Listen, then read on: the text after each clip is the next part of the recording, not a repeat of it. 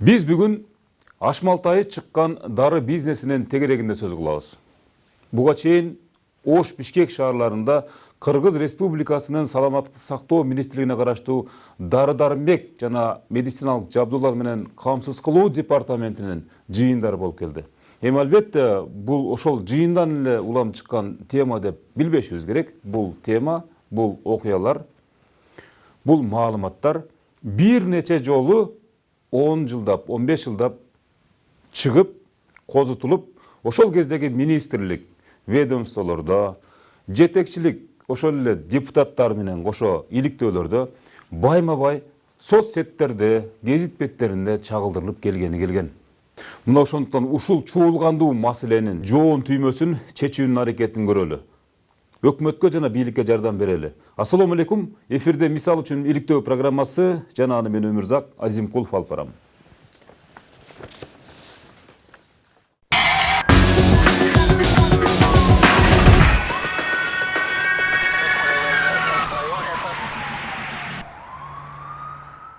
Бүгүнкү программанын темасы демек Ашмалтайы чыккан дары-дармек бизнес экендигин дароо сездиңиздер окшойт. Анда дал ошол жаатта сөздү улай кетели. Парламенттеги депутаттардын мурдагы ойлорунда мындай дешкен экен.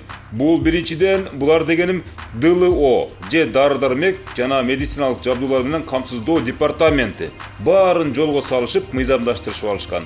Экинчиден текшерип барган адамдар алчусун алып департаментке керектүү тыянакты чыгарып берип турган. Мунун себеби түшүнүктүү да. Себеби кирген ар бир дарыны каттоо үчүн $500 1,5 миң мыйзамдуу алса болот. Мамлекеттин казынасына түшүргөндөн көрө өз чөнтөгүбүзгө түшүргөн ыңгайлуу экен деген шартка жетип калышкан экен. Фарм бизнес өтө кирешелүү болуп жатпайбы? Бажы аркылуу кирген дарылардын баасы 10 миллиард сомдон ашууда. Ал эми дарыканадагы жүгүртмөнү ала турган болсок, 20-25 миллиард сомду түзөт экен.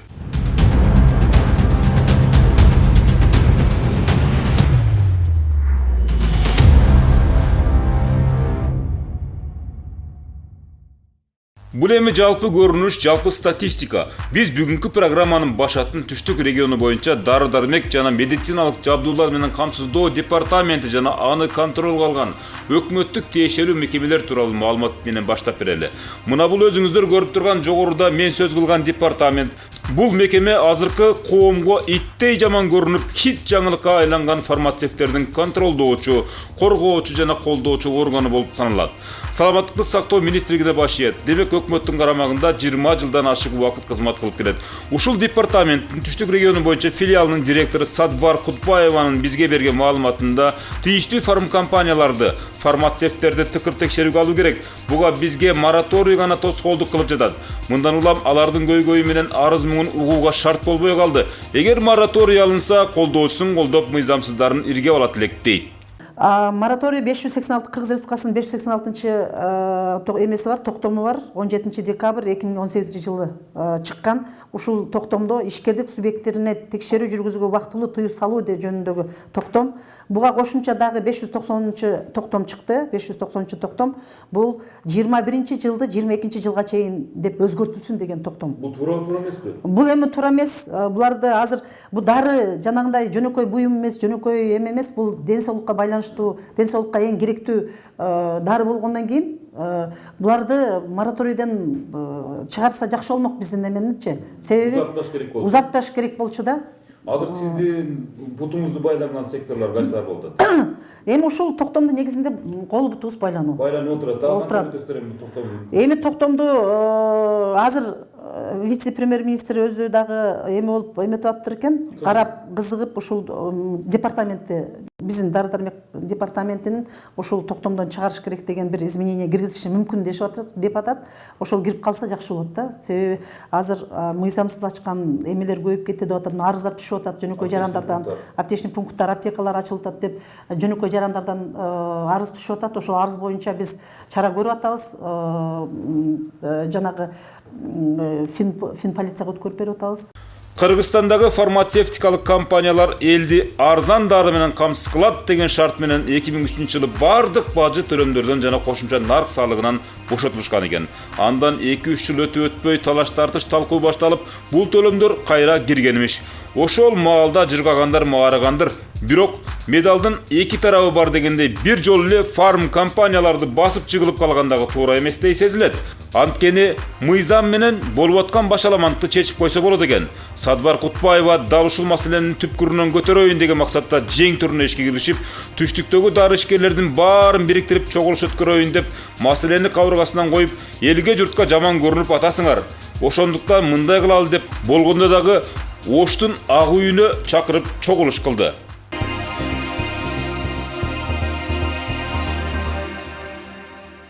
Бир дарыны регистрация кылыш үчүн көп акча кетет. Бул ошол законда каралган. Регистрация, сертификацияга акчалары кетет, аябай көп кетет. Бир дарыны алып келип, силерге элге жеткириш өтө кыйын бирокчу. Силер мынтип ойлогон менен өтө кыйын муну алып келип жеткириш. Бирок ошол кыйынчылыкка карабай эле эмнеге бул бизнеске ашыккандар көп? Эми бул бизнес жанагы болуп атпайбы? Лекарство үчүнчү, баягы эми боюнча үчүнчү эмеде турат го, орунда турат го. Биринчи оружие, экинчи наркотик, анан үчүнчү лекарство болуп атпайбы? Мынакей уктуңуздар, ошон үчүн бул бизнеске суусагандардын саны бир топ турбайбы. Бирок биз маселени башка нукка буралы. Садбар Кутбаева айткан чогулуш Ошто болду. Ал жакка түштүктөгү белди фармацевттер чакырылып, баары пандемия шартында мыкты иштегендерин жар салышты. Бирок дары-дармек жетишсиздиги фарм компаниялардын эле эмес, өкмөттүн да шаштысын алганы ачык эле айтылды. Ошол эле убакта фарм компаниялар элдин жаман көрүүсүнө кабылгандарын айтып арызданышты. Пандемия учурунда эң керектүү деген дары-дармекти элге жеткирүүдө бир топ кыйынчылыктар болду. Ал эми ошол тапта өкмөттөн бир да жарытылуу жардам болбой, жыйынтыгында ким жаман дары саткан компаниялар деген атка миндиктешти. Биз мониторинг кылып турабыз да, бир жумада 2 жолу мониторинг жүргүзөбүз дарылардын бааларына. Республиканский штабка берип турабыз. Ошол жерден биздин мониторинг кылган эмеде результатта жыйынтыгында андай эч кандай мындай кымбат болуп көтөрүлүп кеткен жок. Себеби доллардын көтөрүлгөнүнө байланыштуу көтөрүлгөнү болушу мүмкүн. Азыр өздөрү айтып кетти фирмалар. Фарм компаниялар буларга даяр эместигин көргөздүк башында.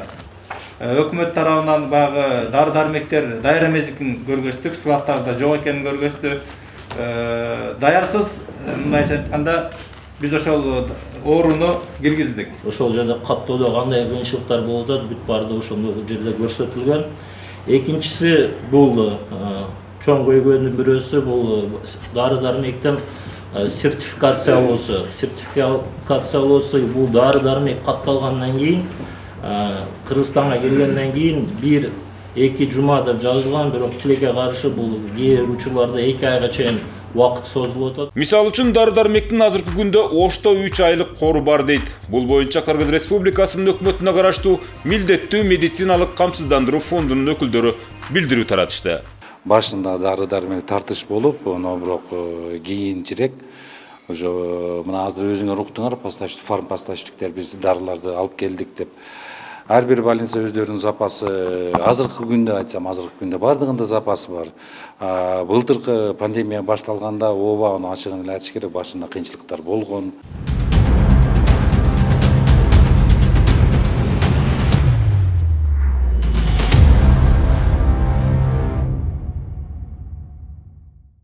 Биздин бул иликтөө биринчи программанын биринчи бөлүгү болгондуктан теманын планын Оштон баштадык.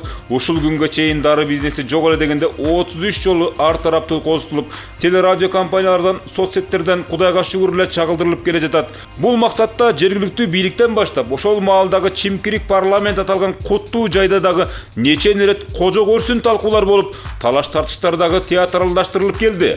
Бирок элдин ишеними азыркы бийликке чексиз болгондуктан мындай иликтөөлөрдү жасаган. Негизи дары-дармек айдыңында маселе өтө чиелүү. Ошого карабай ушул жоон түймөнү аз-аздан чече бергенибиз оң болот. Негизи Борбор Азияда Кыргызстан ушу дары бизнес боюнча биринчи орунда турат экен. Албетте, алардын ичинен аткезчилик жол менен, контрабанда жол менен алып келеби, иши кылса, ушу дары бизнесинин чөлкөмүндө Кыргызстан биринчи орунда турат экен. Биздин өлкөдө 300дөй ири компаниялар катталса, алардын 15-20 чактысы ушул фарм бизнес менен өтө активдүү аракет кылат экен. Аларды бир-эки үчөөсүн атай кетели. Неман фарм, Элай фарм жана Фарма Трейд деген компаниялар. мына ушул компаниялардын же ушуга окшогон компанияларга чоң жоопкерчиликти жүктөп, анан ушул компанияларды жаманатты кылып отура бербестен, мамлекет ушул чоң жүктү өз колуна алса болбойбу деген ой жаралат. Мына ушул боюнча атайын эксперттин төмөндөгү оюн угалы. Biz азыр барын частныйга берип койдук да. Өкмөт мындай айтканда мамлекет четте эле калып калды. Мага баары бир орусча айтканда мая хата скрай болуп калбадыбы. Ошону мамлекеттик эгер государственный частный партнерство кылыш керек. Болбосо чоң аптека куруп туруп, ошол жерден тиги заводдордон боло прямо поставка кылып алып келип сата турган болсо, жана базарда жүргөндөр автоматик өзүн жок болуп кетет. Жана Ош базарынын айланасында Ооба, тегерегинде жүргөн мына базар автоматик жок болуп кетет. Ооба. Контрабанданын жоголуштун бир себеби. Аны экинчи жагы. Мына департамент лекарственное обеспечение деген бар. Ушуну күчтөндүрүш керек. Ошо керектүү аппараттардын бардыгын коюп, специалисттер даярдап келиш керек. Ошо базардагыларды алып келип текшерип келе турган болсо, аны Кудай сактасын, эми канча самопал чыгат, аны мен айта албаймын. Себеби мына Россиянын телевидениесин өзүңөр көрүп атсаңар керек.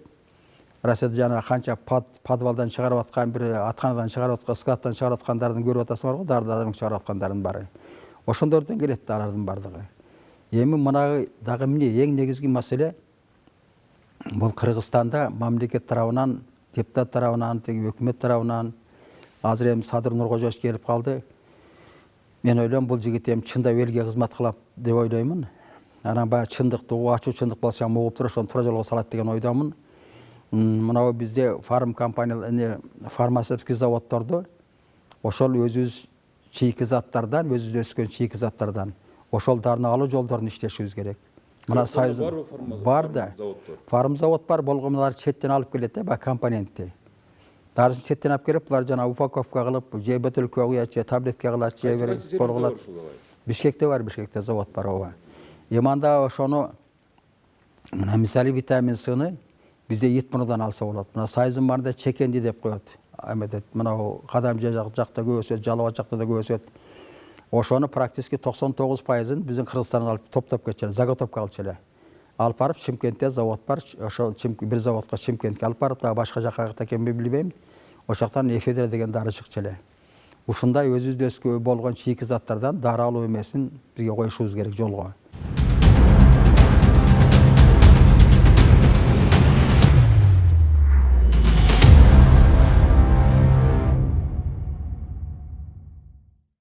Электронный рецепт бул жерден дагы бир коррупциялык эмелер жок болду да. Рецептти колуна карматпай эле сразу жазат, ал барып ошол комус менен иштеген любой аптекага барып караса, анын фамилиясы түшөт, кайсы дарыларды алыш керек, ошол дарыларды ошол баада алат да. Ошол жерде мындай эме болуп калды да, мындай прозрачность болуп калды да. А так бул рецептин көтөрүп барып, анан тиге керекпи, керек эмеспи жазып ооруларга. Анын ортодо аптекалар менен фирмалар менен сүйлөшүп алып, акчасын теңге бөлүп ушундай болгон да, коррупция болгон. Ошол коррупцияны жок кылыш үчүн электронный рецепт болду да. Азыр ишкерлер канча процент гана кошулат дарылардын баасына? Өзүлөр келсе. Эми ар ким өзүнүн эмесине карап кошушат да. 15%, 10% чек жок, ар бир фирма өзүнүн кеткен расходуна байланыштуу кошот. Мынчадан ашпаш керек деген чек. Андай чекти биз кое албайбыз да. Ким коюшу мүмкүн? Ал чекти эми азыр мынау кетип атпайбы? Мынау өзгөрүү кирип атат. Өзгөрүү киргенде бирдей баада сатылсын деп, анан кийин мынанча процент койсун деген бул дарылардын бардыгына коюлбай атат. Бул жанагы доп программа менен иштеген 432 дарыга, андан кийин мына коронавирустун дарыларына бирдей баада сатылсын деген чек коюлуп атат. Азыркы күндө ишке ашайын деп турат, уже кол коюлуш керек, юстицияда турат, подписьте турат да. Эми ошол чыкса, ушул бирдей баада сатылат. Ошол коронавируска байланыштуу дарылардын бардыгы бирдей баада сатылат. Башка дарылардын баасына чек жок. Бул Оштогу жалгыз дары сапатын текшерүүчү лаборатория. Ар бир дарынын жарактуу же карактуу экендигин далилдеп отурат. Мурда фармацевттер борборго убара тартып саткан дарысына уруксатты күтүп келген болсо, азыр 7 миллион сомду чапчыган мындай аппаратты сатып алыштыр. Түштүк региону боюнча дары-дармек жана медициналык жабдуулар департаментинде жайгашыптыр. Урматтуу телекөрүүчүлөр, биз азыр Кыргызстандагы дары-дармектер кандай жол менен элге сатылат жана аптекалык пункттарга таратылат деген маңызда сөз кылып аткандан бир өзгөчө бир маалымат айтып койгубуз келип атат. Ар бир Кыргызстанга кирген дары, анын ичинде мына Түштүк региону боюнча департаментте турабыз. таблеткасы ар бир даанасы мына ушул лаборатория аркылуу өтпөсө анда уруксатсыз тестеленет экен. Ошон үчүн бул азыр атайын ушул лабораторияда иштеген адис эже менен биз ушундай бир баарлашууну сиздерге тартуулап коюуну туура көрдүк. Ар бир даана жалпы канча түрү бар дедиңиз? Дарынын 432 түрү деген. Жок, ал жизненно важный. Өтө мындай бир адамдын өмүрүнө керектүү делген 400дөн ашуун дарылар да ушул жерден өтөт. Андан сырткаркы дарылар дагы ушул лабораторияда өтөт. Демек лаборатория жок дегендерге лаборатория бар. Биз азыр ичип аткан пайдаланып дарылар эч кандай биздин дейсе болсо коопсуз экендигин мисалы биле алдык да.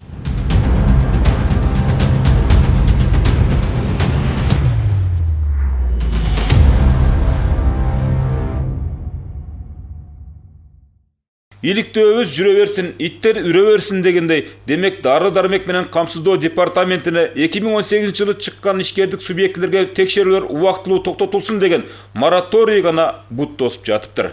Эгер ушул мыйзам жокко чыгарылса, фарм компаниялардын жүргүзгөн мыйзамсыз иш-аракеттерине бөгөт коюлуп, эл дээрлик сапаттуу анан арзан дары-дармек менен камсыз болуп калат эле деген корутундусун алып чыктык. Мисалы дары боюнча шугулданган ишкерлердин проблемасы тоолой болсо, аларга шарт түзүп бербесе, мамлекет өзү камсыз кылса болбойбу мисалы?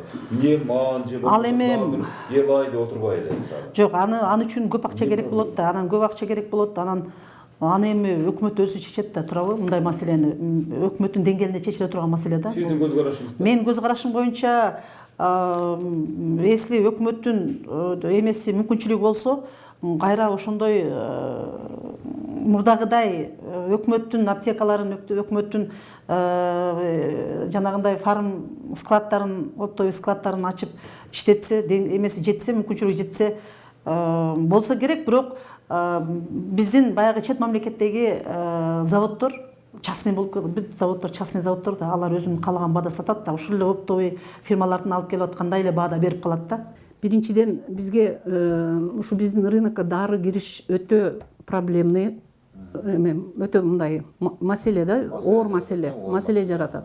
Себеби ал дарыны алып келиш үчүн биз регистрациядан өткөрүшүбүз керек. Регистрациянын мөөнөтү дагы жок эле дегенде 5 ай 6 айды чапчыйт экен, убакыт талап кылат. Анан алып келип ошол гана дарыны алып келе алабыз, регистрациядан өткөн. Биз аны алып келгенден кийин регистрациясы түгөнсө, ал дагы 1 жылга 5 жылга эмес, 1 жылга түзүлүп калышы мүмкүн регистрация. Ортодогу дарынын срогу өтүп баратат. Ошол периоддордо. Жок, дарынын срогу өткөн жок, дары түгөнүп атат. Дары түгөнөт. Анан ошол алып келем десең, регистрациясы жок болсо, уже алып келе албайсың. Ошол мезгилде ошол дары 3 ай, 5 айга чейин дефектура дейт, жок болуп калат, рынокто жок. Анан биздин аны алып келбесең, уже жок болгондон кийин дефицит пайда болот. Анан контрабанда пайда болот. Ошол менин оюм мындай алып келүү, дарыны алып келүү процессин жеңилдетсе. 20 жылдан бери иштеп келе жаткан Мирунур фарм компаниясынын директору бул жааттагы маселеге айтчу дечүү куйкум сөздөрү бар экен. Фарм бизнеске болгон чийки мыйзамдар бул эле эмес, Кыргызстандагы жалпы ишкерлерге кесепетин тийгизүүдө ал арада мамлекетке салым кошкондон башка зыяныбыз тийбеди. Бир топ адамдар жумуш менен камсыздалып, канчасын Россиядан алып калдык дейт. Азыр мына налогту эмнегедир биз налогту ошол эме менен, контракт менен как положено төлөп келатабыз. Азыр өтө баш ортма закондорду билбейм ким кабыл алган, өйдө жакта депутаттар эч кимден сурабай эле кабыл ала берет экен. Биринчиден, мына контрактты эмне үчүн бизди контракттан алып салды? Эмне үчүн фарм строй компанияларды контрактка коюшуп койду. Алар мынау общепитти. Бул мамлекет менен контракт. Мамлекет менен налоговый менен ишкердин ортосунда контракт. Бизге мисалы берет. Муну төлөйсүң ай сайын. Жылына мынча төлөйсүң, бөлүп берет, биз ошону как положено төлөйбүз. Бардык немебиз менен. Анан бул дагы бир коррупционный системага жол берет. мораторийди улантуу керек деген дагы башка пикирин Мирнур Фарм компаниясынын директору ачыктады. Анткени дары-дармек менен шугулдаган ишкерлер дагы ыксыз текшерүүлөргө тушушат дейт. Иштеш үчүн, прозрачный болуш үчүн жеңилирээк налог кылыш керек. Жеңилирээк завоздун жеңил түрлөрүн. Антпесе бизде билесиңер, ошо шапкасын, башын, баары жогун келип отуруп алат. Иштетпейт. Ар өздөрүнүн закондорун, праваларын качат этет. Мейли текшергени келсин. Хорошо немеси болсо, берсин убакыт. Мына 1 айдын ичинде устранить этет. 15 күндүн жок, ошо күнү жабам, ошо күнү мага мынанча штраф төлөйсүң, мынча кыласың.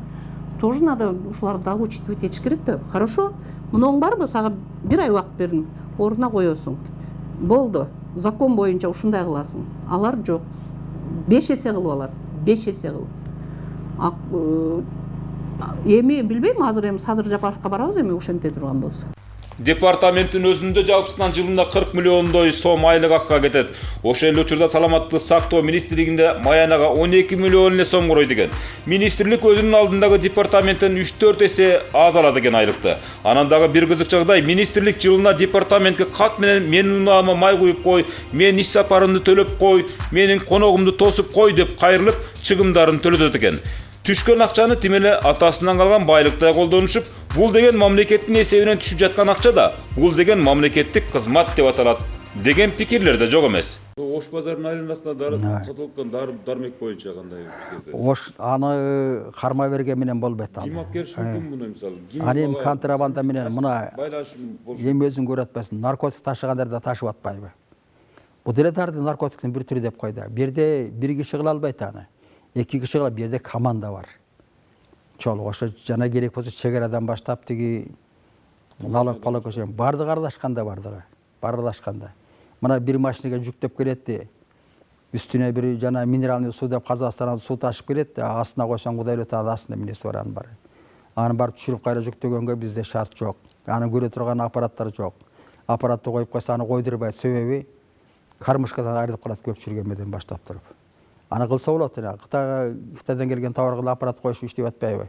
Мына өзүң өткөндө көрдүң, тиги Новиков барып көрүп, жана аппараттар алынган менен иштеп отурбайт чегарада. Ошондон баары жок кылыш керек да. Балык башынан сасыйт да. Эгер катуу бийлик таза болуп, катуу кармай турган болсо, мунун баарын жок кылса болот. Мыйзам дегенде кандай түшүндүрүп бересиз мисалы бизге?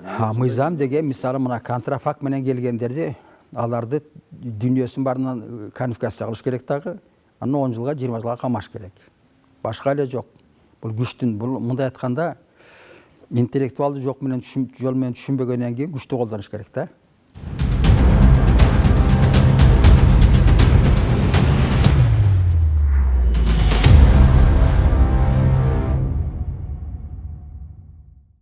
Айтылуу Ош базарындагы мына бул кире бериш дары жыттанган, дармек уялаган нечен жылдык кут кетпеген жай болуп саналат. Канча бийлик келсе дагы ушул жайда дары-дармек сатуучу мыйзамсыз күркөлөр же алынбады, же багынбады. Бул бакылдап жаткан аксакал теле жана гезит беттеринде жылдызга айланган. Ким барса эле урушуп сөгүп, жакалап кубалап калат. Ошонун өзүндө мондай дары сатасыңар, сатпайсыңар. Жок болсо жок, bu жактан алып Abi ya bekini tarttılar, daha tarttılar bizge. Oşal deputattı da apteke ötmeye bizge çok odası yaptı mı? Deputat apteke ötmeye bana bizge yaptı. Бул жайдагы дарыларга 100% кепилдик жок, же аны текшерүүгө алган тиешелүү мекемелер үн катпайт. Өтө сырдуу, чырдуу делген Ош базарындагы бул көрүнүшкө эч ким дагы назар салбайт. Демек бул жерде чоң мандем бар сыяктанат. Аны айтпаса да белгилүү болуп калды. Таптакыр шарттары сакталбаган жайдан бирок адам үзүлбөйт. Арзан деп алаңдашып, дарыларды сатып алышып, андан жабыркагандар канча. Дегенибиз дары-дармектердин көпчүлүгү атайын медициналык техникалык шарттарда сакталуусу абзел, өзгөчө адам баласы үчүн зарыл дегендери. Мисалы Бишкекте туура эмес ушул? Жок, Бишкектеги өтө туура эмес. Бул базарда сатылып аткан дарылардын баягы сакталышы ал жерде каралбайт да, көзөмөлдөнбөйт сакталышы. Анан кайсы жактан алып келип алды, жанагындай сапатсыз дарыларды алып келип сатышат, сакталышы сакталбайт. кандай кылып сакташ керек, холодильникте сактай турганы бар, кандай бир өзүнүн определенный температурада сактай турган өзүнүн эрежелери бар да дарылардын, ар бир дарылардын. Ошол үчүн алар базарда эле коюп сатылышы бул туура эмес. Биздин Ош базарда да болгон, биз аны жойгонбуз. Кара Суу базарда, Ош базарда болгон, биз аны жойгонбуз. Азыр мен эми барып эмени көрө элекмин, Ош базардын эмесинчи. Менин маалыматым боюнча бизде Ош базарда сатылып аткан жок, мындай коюп алып базар көчөдө сатып аткандар жок.